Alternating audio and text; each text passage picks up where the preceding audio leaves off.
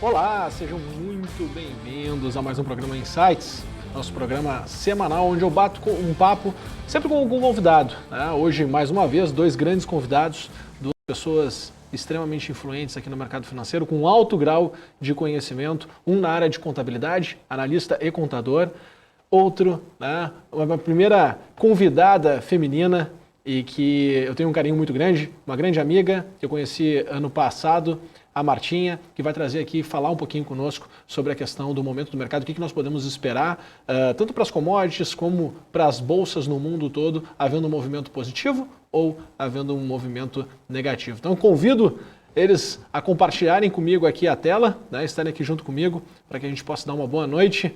Boa noite, Martinha. Boa noite, Roberto. Sejam bem-vindos aqui na BMC. Boa noite, Guga. Tudo bem com vocês? Boa noite, Guga. Tudo jóia. Estamos com um contraste aqui. O Roberto tá meio friolento aqui nesse janeiro aqui. Por onde tu anda, Roberto? Fala aqui para nós aqui. Aqui está 9 graus agora. Eu estou em Santiago de Compostela, na Espanha. Está 9 graus aqui fora. Olha que maravilha. Então vai trazer bastante informação sobre o que dá para a gente sentir desse mercado europeu, né, esse mercado internacional, com todos esses movimentos que nós estamos por vir. E tu, Martinha, de onde tu está falando? Eu estou em São José dos Campos, Guga. Aqui tá calor, hein? Nossa Senhora, tá quente hoje aqui. Que maravilha, que maravilha. Bom, pessoal, como é de costume, nós vamos conversar aqui durante 45 minutos com a nossa audiência. A ideia é que a gente possa questionar o cenário atual, né, falar um pouquinho aqui desse momento. Obviamente, cada um dentro da sua especialidade e dentro do que se sentir confortável em conversar. Então, quero estimular muito o Roberto a nos trazer um pouco mais de conhecimento em função de toda essa questão de elevação de juros, o que ele enxerga que pode impactar no balanço das companhias, aproveitar todo esse know-how, né, de contador, e eu aprendo muito toda vez que a gente conversa sobre o mercado. E contigo, Martinha, quero falar sobre o momento nosso do mercado e como todas essas mudanças que a gente vai conversar aqui podem de fato impactar tanto nas commodities, que eu sei que tu adora esse mercado de commodities, como nos principais índices e, se der tempo, nos criptoativos também, se puder conversar conosco sobre isso. Joia. Tudo joia? Beleza. Então, aproveitando que o Roberto está na Europa, né, eu queria que ele trouxesse um pouquinho da atualização e da visão dele daí no mercado europeu sobre esse movimento de juros que nós estamos vendo, né, esse descompasso que nós estamos tendo de Brasil esperando que a gente possa estar no final da elevação de juros, Estados Unidos iniciando um processo de elevação de juros ou, né, dizendo que vai iniciar, nós só vamos ter certeza disso quando de fato começar. E Europa, né, passando por esse processo que alguns falam que estão procrastinando, outros dizem que, de fato, né, essa inflação que nós estamos tendo é impactada pela cadeia produtiva e que isso, em algum momento no tempo, vai se corrigir e que, de fato, poderia estar correto aí na Europa não estarem levando juros. Então, eu queria que trouxesse um pouquinho dessa percepção e traduzisse para o nosso público, né, que hoje ele entende que elevação de juros impacta nas empresas de tecnologia, beneficia as empresas do setor financeiro. Eu queria que trouxesse essa visão e uma explicação com o teu olhar contábil, de contador, para que o nosso público possa se enriquecer ainda mais com o seu conteúdo. Vamos lá. Eu acho que é uma coisa interessantíssima. O público brasileiro, a gente aí como trader no Brasil, a gente fala muito de mercado americano. A gente não tem o costume de falar do mercado europeu. E o mercado europeu, ele também faz parte da globalização como um todo. Então, é comum a gente ver grandes players mundiais moverem o dinheiro de um lado ao outro, aonde as coisas estejam melhores ou piores. E a Europa, desde 2019, vem mantendo uma taxa negativa, em média 0,5% negativa. Desde 2019 está nesse patamar. E com outros lugares tendo maior retorno, sempre a gente vê esse dinheiro se mover para países de terceiro mundo, de países mais arriscados, com o efeito da Covid Isso deu uma sacudida geral, porque a Europa parou primeiro, né? Foi um dos primeiros pontos a parar, com a Itália, a França caindo logo no início, e as taxas começaram a se mexer, e logo depois veio a tal do plano de emergência pandêmica,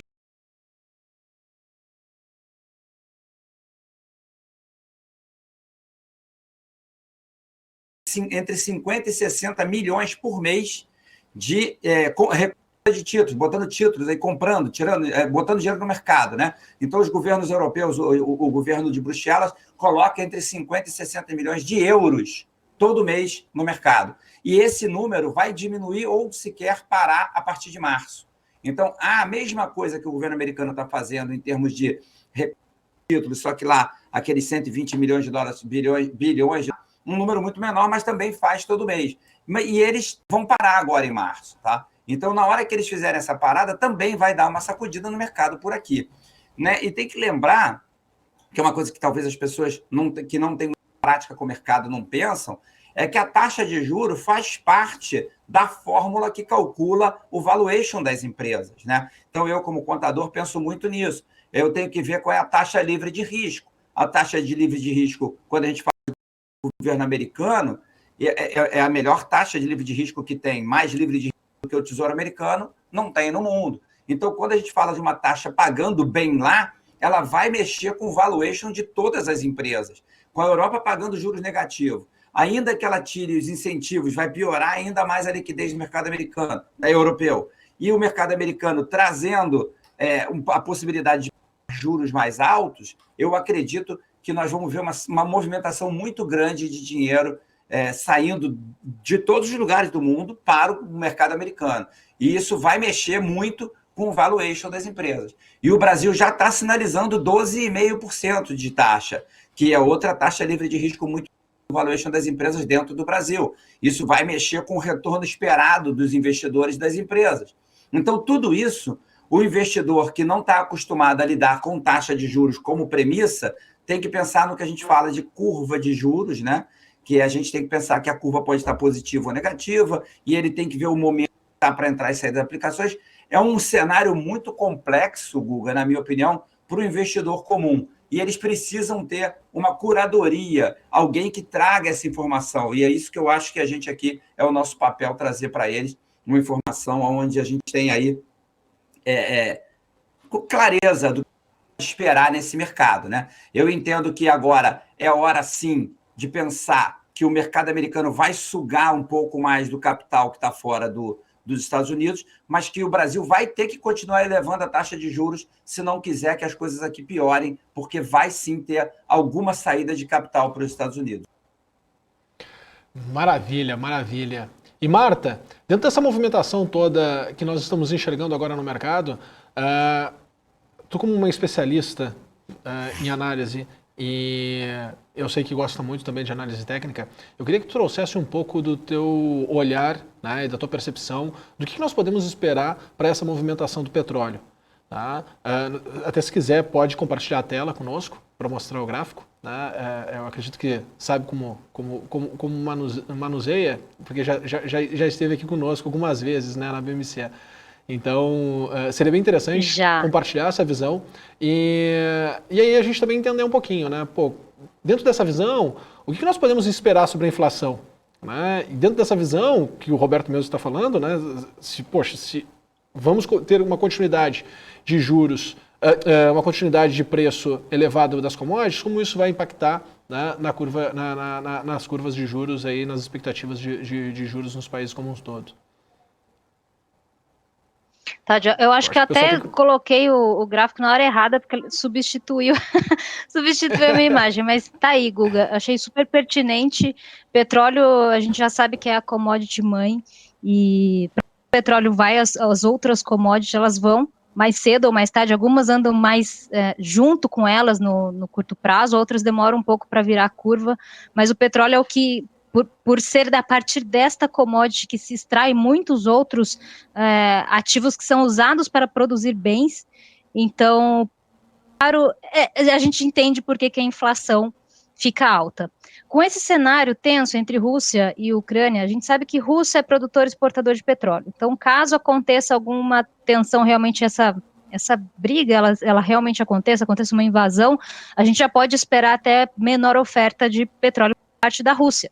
E a Ucrânia é muito forte exportador de milho também, Guga, então a gente vai ter impacto direto nessas duas commodities, tanto é que na sexta-feira, aqui mesmo na nossa bolsa, na sexta-feira a gente teve uma puxada para cima no milho brasileiro.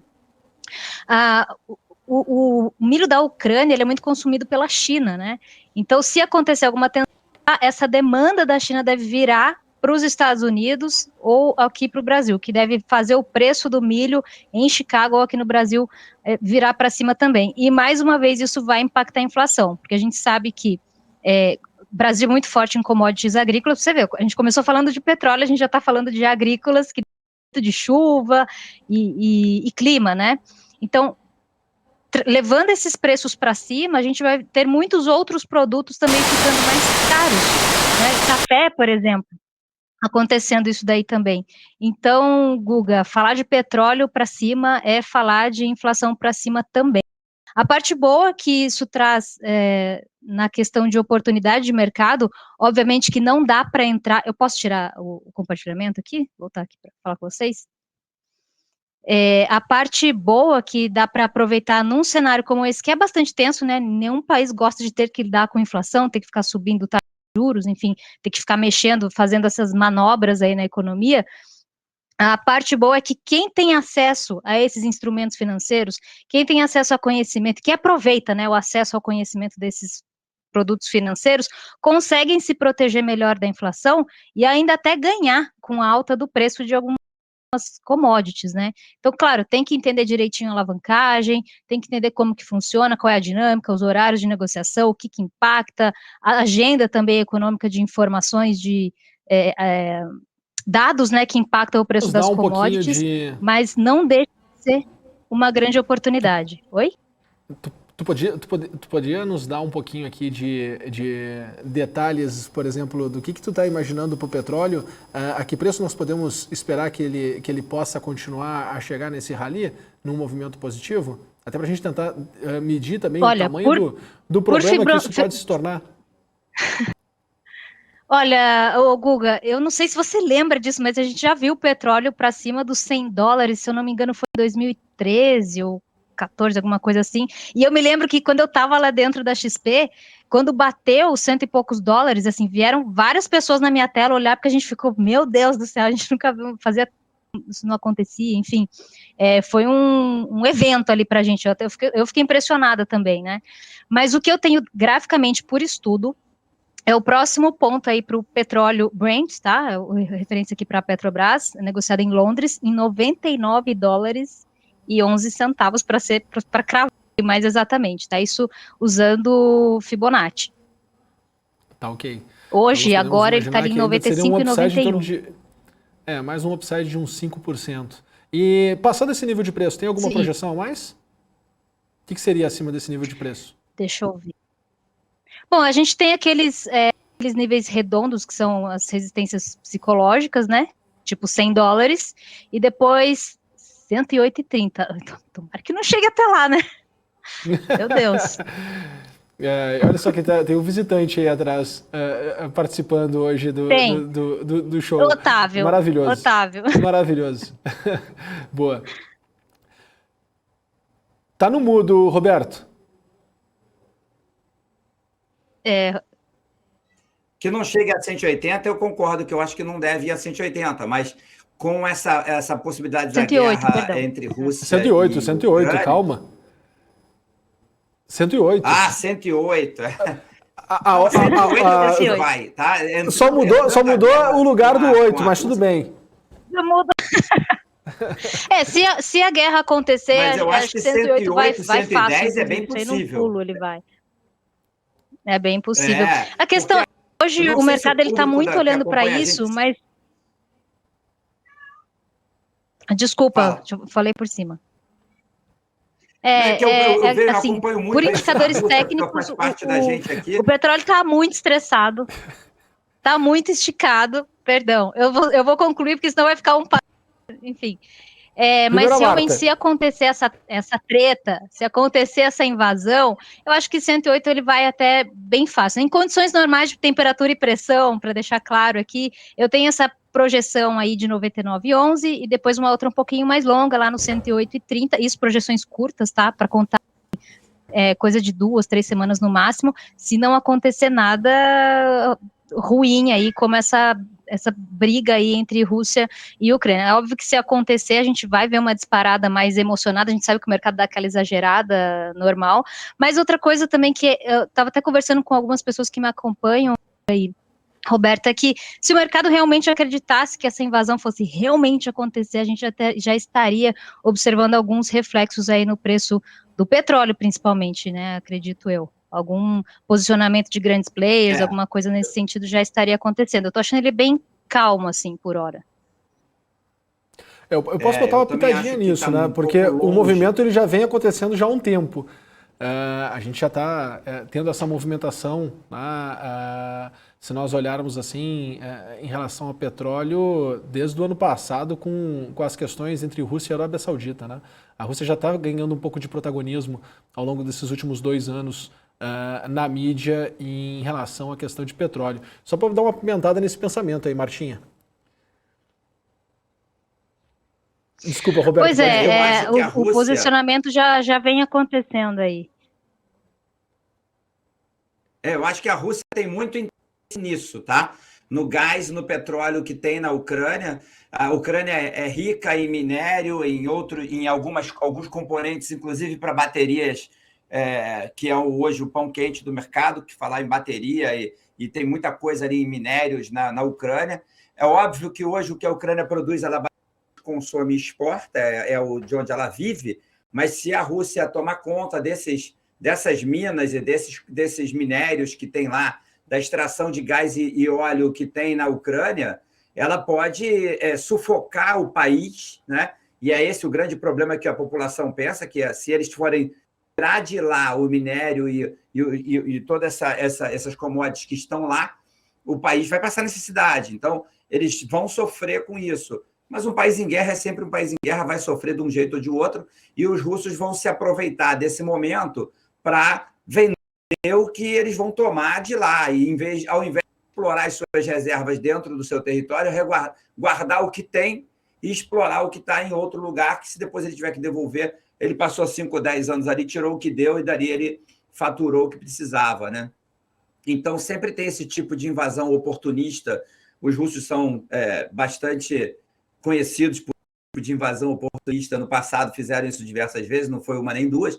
Então, é bem possível que aconteça uma invasão mais para forçar uma negociação com os Estados Unidos, para forçar um papo maior entre essa dicotomia vermelhos e azuis mundiais, para forçar negociações. É política, pura política. Na minha opinião, essa é uma guerra política, não é uma guerra necessária. Eles estão em busca de forçar, sentar na mesa e renegociar contratos, renegociar algum número. Então, eles fazem essa jogada toda, movimentam tropas por aqui e por ali, e aí vamos sentar, conversar, eu quero alguma coisa, ou você tem que me dar isso ou aquilo. É bem por aí que eu acho que vai essa guerra, e ela afeta todos os mercados, né? A gente vai sentir as taxas de juros no mundo inteiro mexer em função disso, porque muita coisa vai acontecer. Por exemplo, se o petróleo sobe, se sobem outras commodities, se a Rússia segura um gás que vem para a Europa, tudo isso vai fazer os mercados se mexerem, porque na medida em que alguns produtos começam a dar mais lucro do que outros, esses mercados precisam equalizar as taxas. Essa equalização vai ser aonde? Muitas vezes na taxa de juros. Um país ou outro vai puxar a taxa ou tirar um pouco para equalizar e manter os seus produtos competitivos ou tentar trazer mais dinheiro para lá ou para cá para poder equalizar esses mercados. Então, eu vejo que tem muita coisa. O que o pessoal precisa entender é que a taxa de juros, quando sobe, encarece os empréstimos, encarece o dinheiro que as pessoas e as empresas vão buscar. Isso faz com que quem tem dinheiro aplica, para de fazer a produção, porque é mais barato, melhor para ele, rende mais. Ele botar o dinheiro no banco rendendo, do que ele trabalhar na produção e arriscar. É a taxa livre de risco. Se não tem risco, eu vou para lá. Por que eu vou produzir? Né? Então, se a taxa cai, é o contrário. Eu prefiro arriscar aqui na produção do que botar lá no banco que não está me dando nada. Então, o pessoal precisa se ligar que a taxa de juros tem muito a ver com a produção da empresa. A empresa vai diminuir a produtividade dela, vai tentar ganhar no mercado botando o dinheiro que ela tem em caixa para lá, ao invés de comprar uma loja nova, abrir um novo mercado. Por quê? Porque ele agora está caro para pegar dinheiro. Prefere botar o dinheiro no banco, render, correr menos risco, deixar isso aí passar essa fase dos juros altos, depois ele volta para o risco e fazer as coisas que ele tem que fazer. Então, todos esses lados têm a ver com a política que se faz, não apenas ao redor da taxa de juros, mas a política que se faz países com países sobre esse tipo de coisa, entendeu? Roberto, aproveitando que tu já está falando aí, dentro desse cenário atual, tá, com essas expectativas de elevação de juros que nós estamos vendo aqui no mundo, quais são os setores que você enxerga que vão se beneficiar? Quais são os setores que não vão se beneficiar? E aí depois, olhando para isso, eu gostaria de convidar a Marta para trazer a opinião dela sobre alguns ativos desses setores, né, para que a gente possa ir evoluindo esse nosso pensamento, já que né, o que a gente está enxergando? Né? Vamos imaginar que, de fato, os Estados Unidos vai levar juros agora em março. Vamos partir do princípio que nós não vamos parar em 11,75 e vamos avançar os nossos juros aqui no Brasil. Te colocando um pouquinho aqui num desafio, tá? Eu acho que o legal do programa do Insights é esse. A gente vai começando a ter ideias e insights aqui ao longo desse bate-papo, ao longo dessa conversa. Então eu queria te estimular a fazer esse exercício, né? É um exercício, para deixar claro, né? É um exercício aqui. E aí o convite era para a gente voltar aqui com a Marta e também, dentro desse exercício, também conseguir evoluir, ver se a gente consegue extrair algum pensamento novo nesse momento do mercado. Não, isso é uma maçã, não é uma bola de cristal. É a bola de cristal. É uma bolinha de cristal que ela vê o futuro, né? Então, eu tenho aqui um contexto, traça um cenário. Para alguns. O cenário, o que eu vejo é o seguinte: eu acho que a taxa de juros vai a 12,5, tá? Por quê? Porque ela tem que desacelerar. Então, acho que num primeiro momento ela ainda não está no lugar, ainda tem. O país ainda não está onde deveria, então acho que a gente vai bater nos 12,5, minha visão, tá? Minha bola de cristal me disse isso, que a gente vai a 12,5. Contexto de agora, cenário, depois fotografia de agora. É a fotografia de agora, não é? Isso vai mudando conforme o mercado vai mudando. Reunião, a gente já vai bater lá. E aí a gente vai bater nesses 12,5 e depois a gente vai começar a cair. Nesse primeiro momento que a gente continua subindo, vem aí um carnaval que não vai existir, que é uma coisa engraçadíssima, né? Porque tiraram as festas de carnaval, mas o feriado continua. As pessoas, seus pacotes de viagem comprados desde o ano passado, que está todo mundo doido para viajar. O Brasil é um país com uma vocação turística gigantesca, vai movimentar agora esse final de fevereiro. Eu acredito que fevereiro e março a gente vai ver um movimento forte nessa área. Então, quem é que vai se beneficiar com esse aumento de juros? Eu acredito que esse setor de turismo vai ganhar um pouco com isso, vai ter um momento. Acredito que o setor de consumo perde, porque o juro já está alto, o povo está muito endividado. Hoje nós estamos 65%, 70% do público devendo, com o nome do Serasa, sem conseguir crédito, né? Muitos empresários, pequenos empresários, não estão conseguindo pagar as dívidas que fizeram no passado. Eu estou vendo muita gente, eu como contador de pequena e microempresa, né? Eu tenho um escritório de contabilidade que trabalha para pequena e microempresa. Eu estou vendo muita gente que pegou aqueles empréstimos do Pronamp e não conseguir pagar, porque simplesmente não está tendo o retorno à velocidade que achou que ia. E agora estão com o nome sujo, não estão conseguindo pagar. Então, essa área do comércio, eu acho que ela vai sofrer muito, a área do pequeno empresário vai sofrer muito, mas acredito que as grandes empresas que se capitalizaram lá no começo da crise ainda têm capital para queimar, ainda tem gordura para andar para frente, e elas vão continuar soltando essa gordura paulatinamente, vão continuar vendendo essa esperança de melhora, e o público está comprando essa esperança de melhora. Então, eu vejo que há, sim, um bom momento para alguns setores. Acho que o setor de varejo vai sofrer porque o público está devendo muito, não tem crédito, não vai conseguir comprar, por exemplo, linha branca, que tem que pagar 2, 3 mil reais, que parcelava em 24, 36, 60 vezes, não vai comprar porque não tem crédito, está com o nome sujo. Então, quem vai conseguir ganhar agora?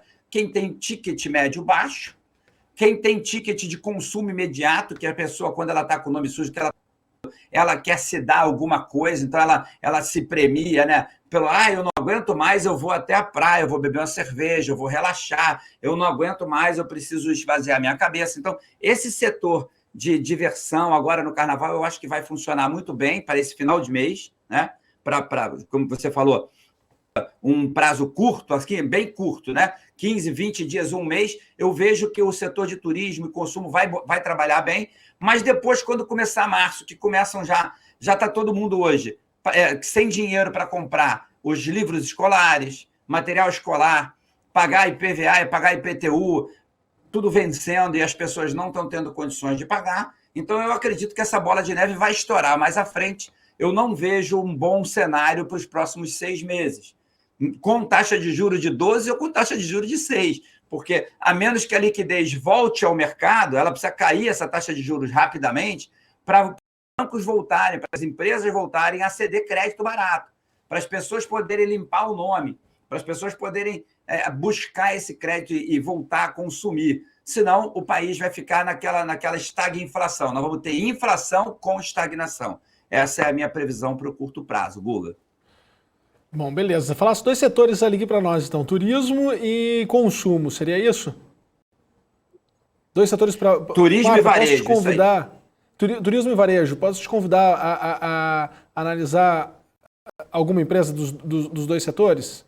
O que nós podemos ver de turismo? Podemos ver CVC, podemos ver Show, podemos ver companhias aéreas também ou não? Não, com esse petróleo e esse valor?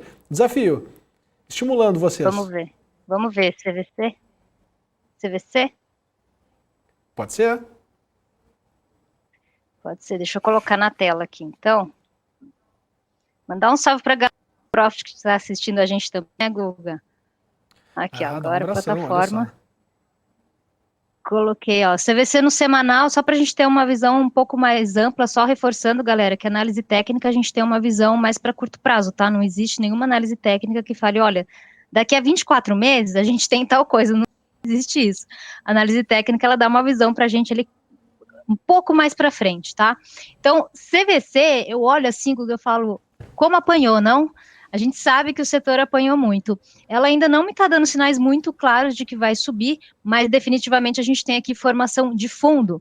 Se nessa semana ou nas próximas 2, 3, o papel passar da linha ali dos 14,52, 14,55, que é a região de topo anterior aqui, a gente tem um pivôzinho de alta, e aí eu acredito numa puxada para cima ali nos 16,35. A partir daí eu acredito numa movimentação um pouco mais, com uma sequência um pouco mais longa para cima, tá? De subida ali para o papel.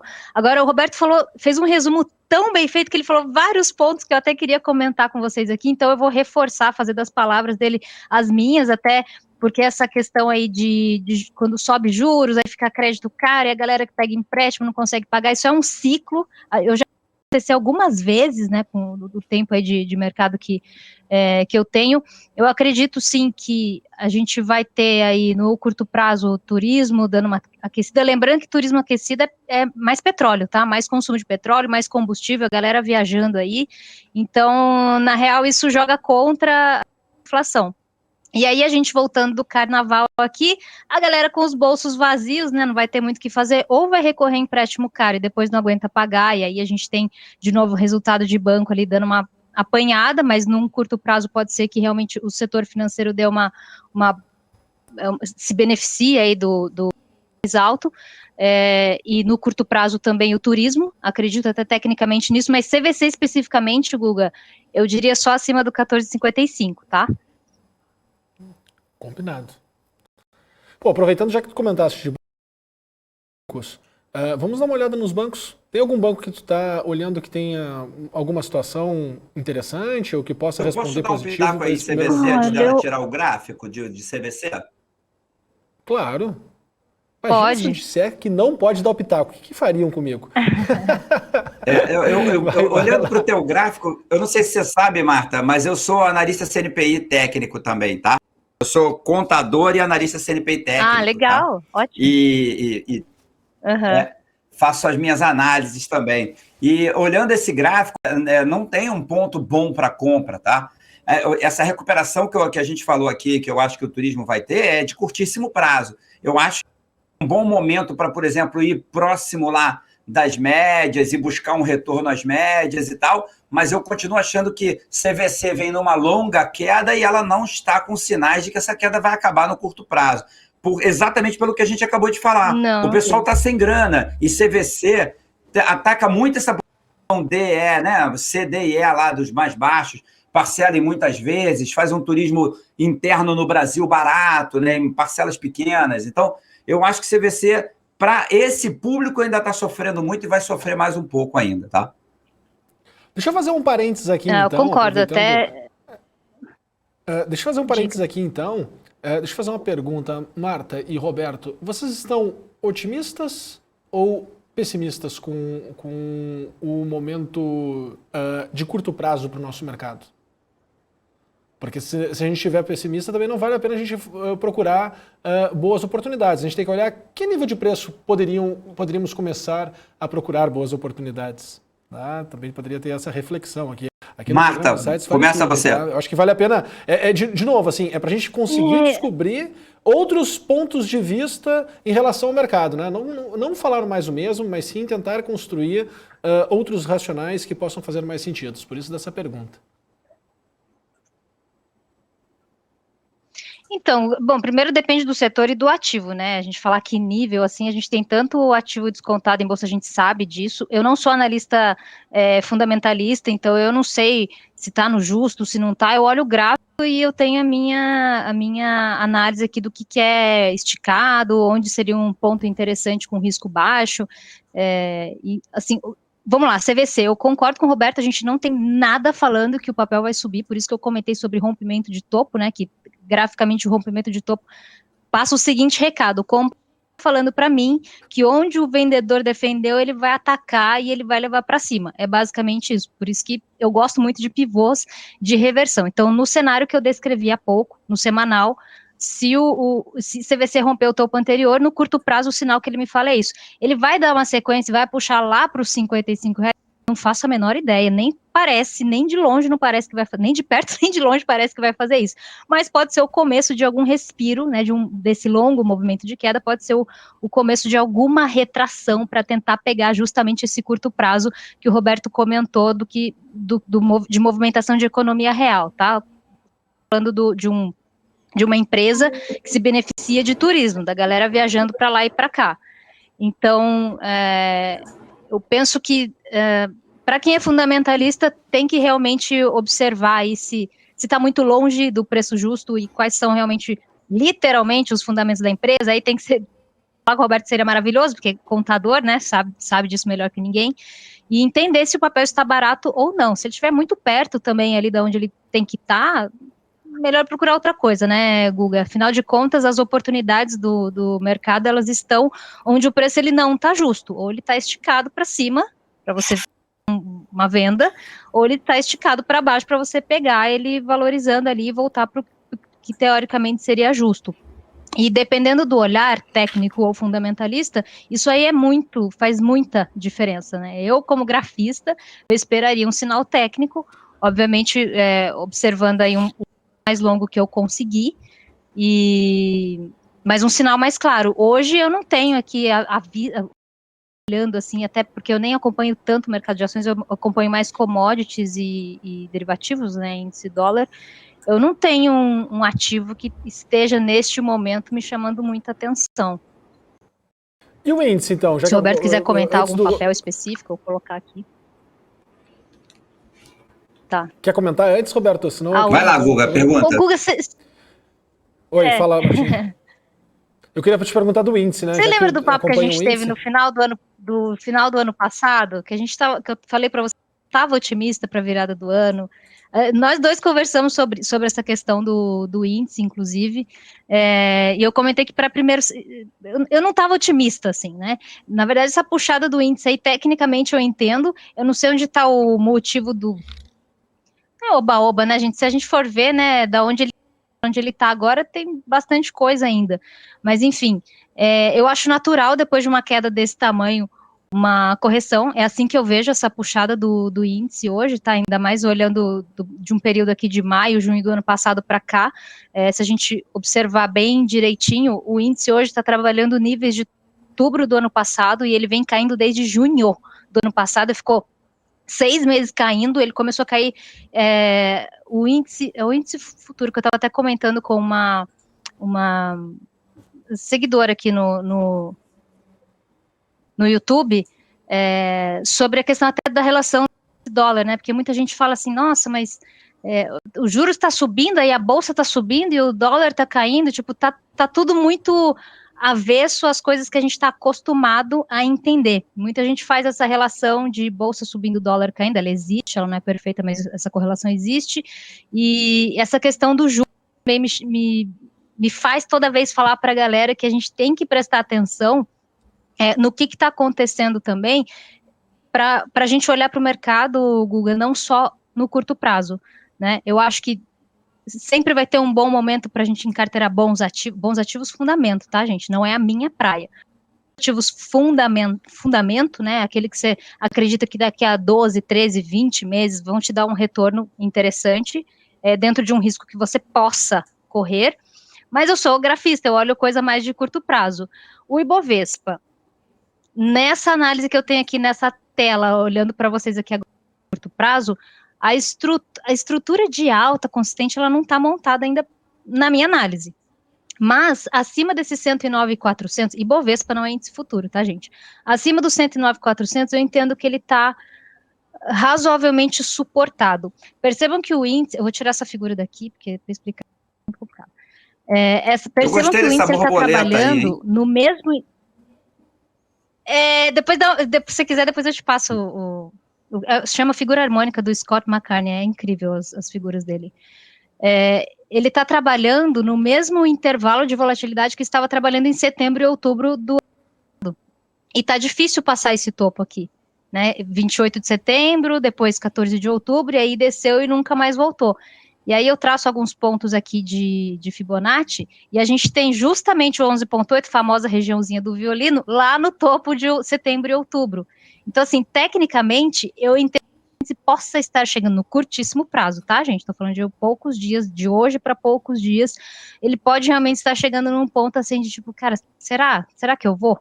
E aí é interessante a gente olhar volume, né? A tendência a gente confirma com o volume. Ele está acumulando, ele está distribuindo, qual a formação do candle, está tendo um deslocamento importante de preço, ele movimenta muito e deixa muito pavio, ou ele desloca e fecha distante do preço de abertura, seja para cima ou para baixo. Então, isso aqui eu acho importante a gente notar. Até sexta-feira, ficou bem claro aqui que o índice está ainda fazendo acumulação, mas ele deixou um longo pavio ali para cima. Mas está em tendência de alta no curto prazo. Eu gosto de olhar, Marta, pode comentar, os índices sempre dolarizados, né? Eu costumo falar sempre de dolarizar. Eu tenho... Você tem o EWZ aí, não? Tem aqui na... Será que tem aí o EWZ? Eu tenho no meu aqui. Se você não tiver, eu compartilho a minha tela aqui. Acho que é melhor você compartilhar. Não sei se é esse daqui, não. EWZ. Não, deixa eu compartilhar a minha tela não, aqui. Como é que eu Rock, faço? Compartilhar. Tá bom. Janela tá aqui. EWZ. Essa aí, tá? Então, eu tenho o EWZ aqui, né? É o EWZ. Tá aí. Então, eu vejo aqui que ele deu uma puxada boa em dólar, né? Por quê? Vem caindo, né? Então, aqui a gente já tem basicamente mais de 20% desde o fundo lá de alta. E eu gosto de ver as coisas sempre em dólar, né? Por quê? Porque o Brasil não vive fora do mercado americano. Então, é só olhar aí quando tem um feriado lá no mercado americano, fica devagar por aqui, né? Então, a gente vive muito com o mercado americano comprando e vendendo em cima da gente. E dentro dessa figura que está se formando aí, dessa maneira de operar que está se formando nesse gráfico do EWZ, a gente está vendo ele chegar nas médias, tocou média e voltou um pouco aí essa semana passada, né? Essa semana agora está aí ainda se segurando, mas eu acredito que se ele romper essa área que ele está, como você disse aí, estamos com um preço aqui no EWZ, por exemplo, em 34, né? 34 ali, onde está a média de 200 períodos, passando da média de 200 períodos para cima, a gente tende a ir buscar o topo lá histórico, nos 130 mil pontos aqui, o Ibov brasileiro, né? Mas é basicamente porque o dólar também está ajudando muito. Hoje eu estive vendo o câmbio para euro a 5,79. Quer dizer, já estamos vendo o câmbio batendo aí números bastante baixos. O câmbio que estava 6,50 poucos dias atrás, vou dizer, em dezembro estava 6,50. Hoje nós estamos falando de 5,79. Então é uma queda expressiva de câmbio e que dentro desse cenário, está falando de juros altos, de dinheiro se movendo para os Estados Unidos, como é que pode estar caindo tanto o câmbio no Brasil? Porque os estrangeiros estão botando muito dinheiro aqui dentro.